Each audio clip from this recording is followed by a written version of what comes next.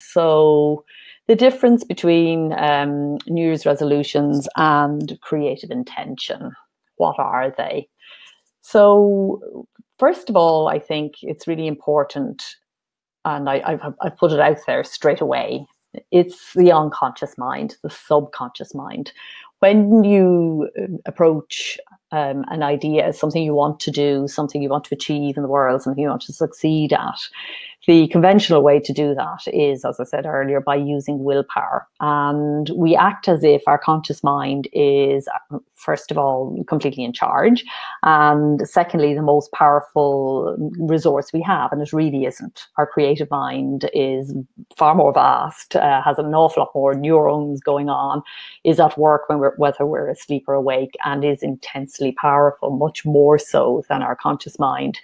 So a creative intention, by definition, recognizes that you're actually going to use the subconscious mind to do the heavy lifting. So as we go about trying to make our intentions become something real and material in the world, we use a creative method which accesses all that subconscious and creative power.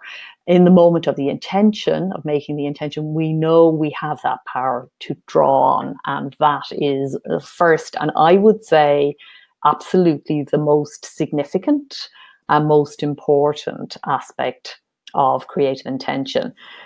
Creative circles talk a lot about left brain, right brain, and that has been shown by neuroscience in the last 10 years or more to be a very crude way to understand the difference between our conventional selves and our creative selves.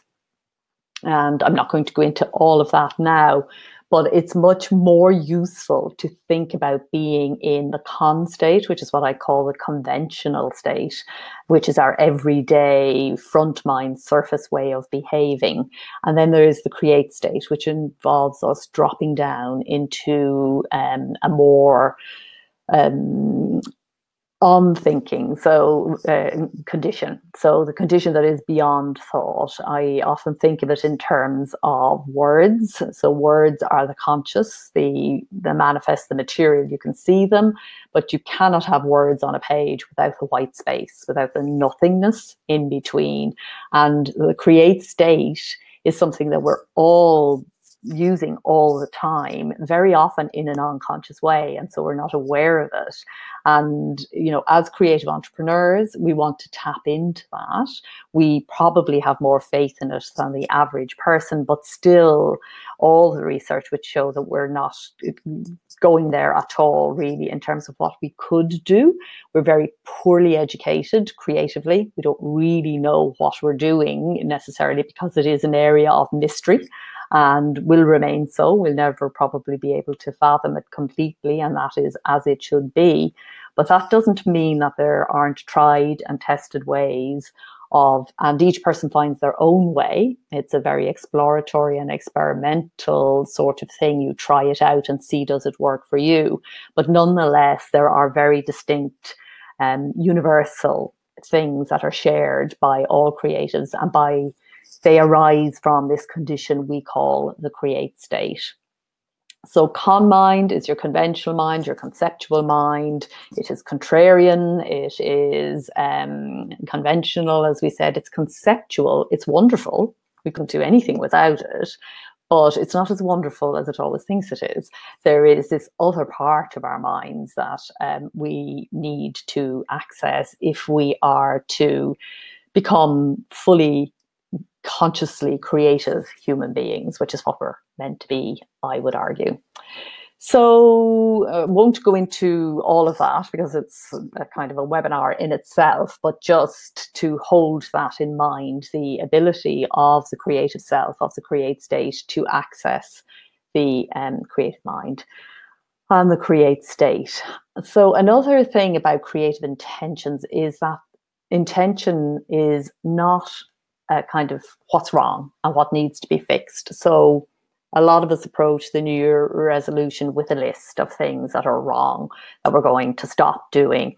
We're going to stop wasting time on Facebook. We're going to, stop eating all the crap we've been eating over Christmas. We're going to it comes again from this conceptual mind, which tends to see problems, has a negative bias, and picks up on all that is wrong. It is the judge, the critic, and that's the kind of place from which a New Year's resolution is generally set. And there's often a big, big, long list of things that are, wrong with us that we're trying to fix.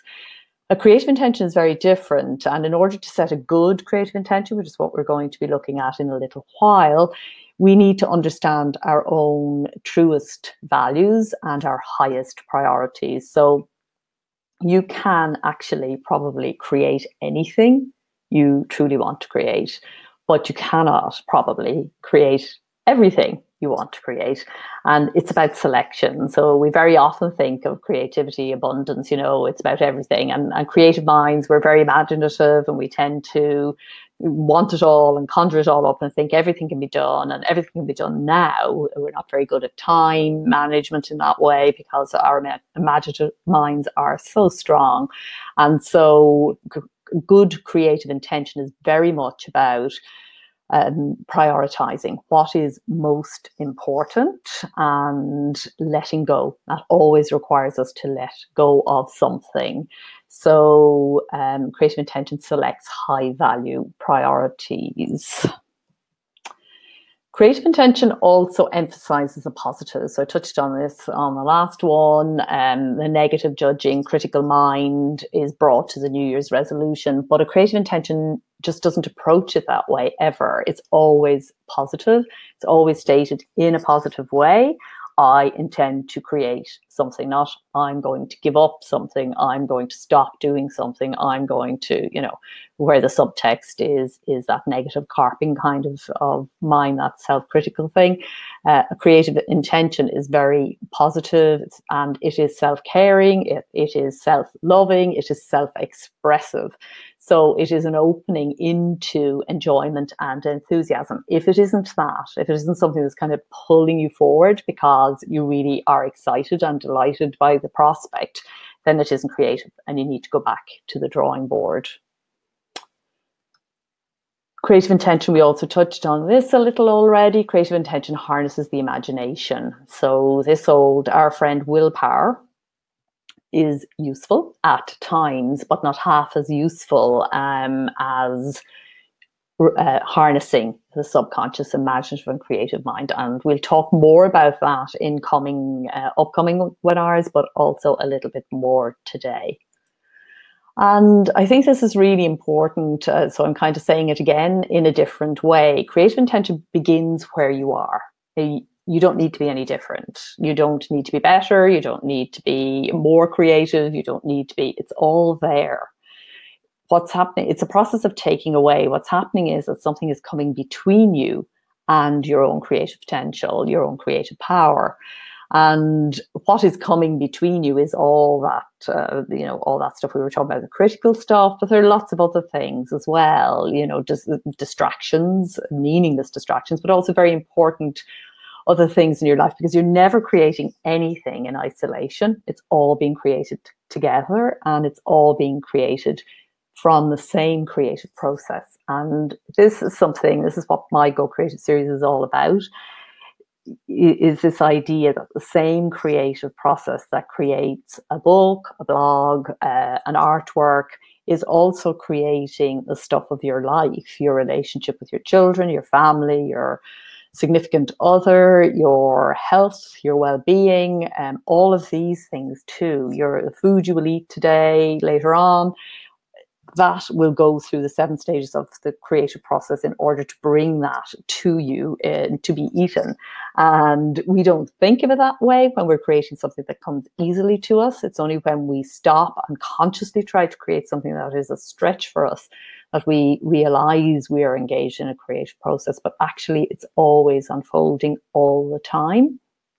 And when we are consciously creating, and I presume that those of you who are here today, all of you are here because you have something that you want to create in 2018, and that's very important to you. And when we are doing this, when we're selecting exactly what that creative intention is and the things that we will need to create around it in order for it to happen, which is what we're going to be looking very closely at shortly, when we're doing that, we're drawing on things like a sense of passion and a sense of mission and a sense of meaning. These are the things that we are developing. Whether we know that or not, we may not.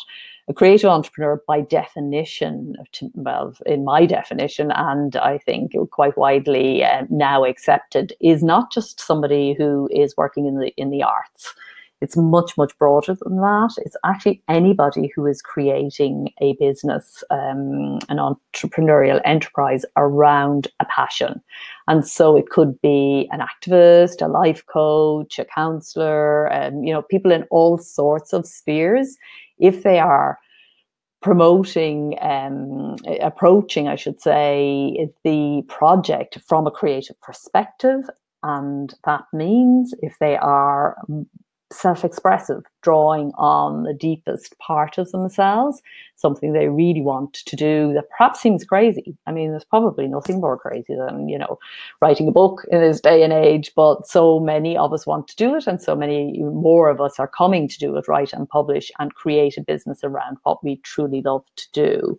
And so accepting who we are is about accepting fully that we are good enough to do whatever it is we have set out to do, that the want we have to do it is actually has contained and embedded within it the creative potential for its own delivery. If it is a true intention for us, that will be true. And that what we need to do is engage with that passion and engage with that sense of meaning and mission, and bring them together into what I call mashing, a kind of mashup of passion and mission. And that gives us the energy that we need to get from desire to done when something is a stretch for us and when things are not necessarily coming together. So we can be blocked creatively on any sphere of life. We tend to, writer's block is something that's very well understood, even by people who have never written a word. They make movies about it and write books about it, but creative block has the same sort of syndrome going on always, both in the creation of the book, perhaps in the creation of the business or the marketing of whatever your project is, or whatever it might be, some aspect of your life that's coming between you and what you most want to do. Understanding the creative process and applying it can really help you to get beyond the block wherever it is. So accepting yourself as you are is both not buying the New Year's resolutions version of you as a flawed person who needs to be fixed. It is that, but it's also accepting that you are a hugely creative individual and that you can do what you want to do.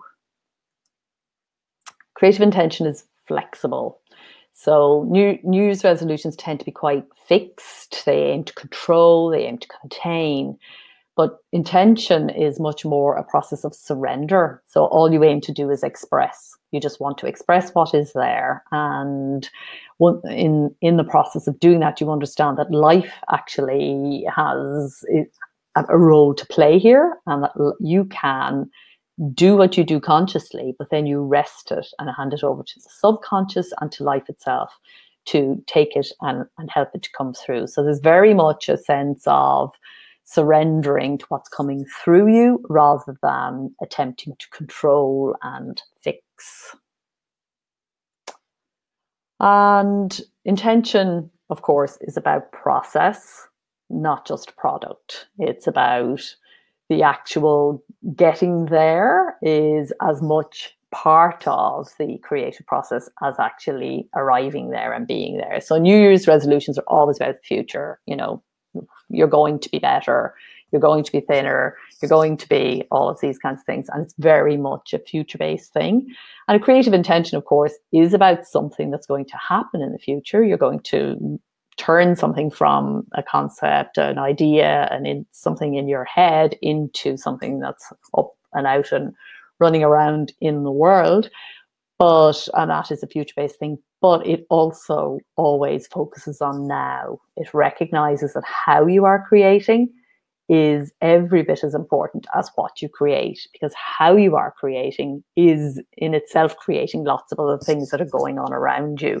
So aligning with your own creative flow, understanding how the creative process works, getting into the place of enjoyment and enthusiasm, anything that is created from that place creates all sorts of wonderful things around it. Something that is created from stress and I'm not good enough and I have to beat myself to do this, and that struggle, that striving, that is creating all sorts of things around it that both slow down the progress of the project, but also are, is part of creating your life, creating the moments that you live. Because what we most want to create through a sense of meaning and connection is joy and love and all those things. They are what we're actually looking for beyond the material thing. Every want that we have, every intention that we are aiming to bring into the world, behind it has an essential want, sort of an abstract want, and the material want is just a symbol of that. So coming back into the process itself and ensuring that that is a joy to create is very much part of creative intention. And finally, creative intention is in it. It's a long-term thing. So it's not, I love this quote from Oscar Wilde. He said, New Year's resolutions go in one year and out the other. And which just about says it all. All the research shows that people who set New Year's resolutions, they don't even expect as they're setting them that they will keep them. Very often, certainly within a week, a huge percentage of people have fallen off. Within a month, 97 people have fallen off. And that is because really, I see that as a creative ignorance. People don't know how to consciously create what they want to create. Thing about creative intention is you hold it in place until it is fulfilled. So you might find yourself taking the scenic route, and these books actually that I'm bringing out about this whole subject, I sure took the scenic route on these. They have taken me a very long time to put together, but you hold on to it. You hold it in place until either it's fulfilled and it comes, or else until you consciously drop it. And that's fine. Every want, every intention, as soon as it is actually achieved, another one will come in to take its place. That constantly happens, and that's just life going on. So once you get what you want in one sphere, then you'll introduce another want, and that's the way it goes. So a want dropped is actually as good as a want fulfilled, provided it's consciously dropped and you are happy about that. That's absolutely fine, and then there's room for new intentions. So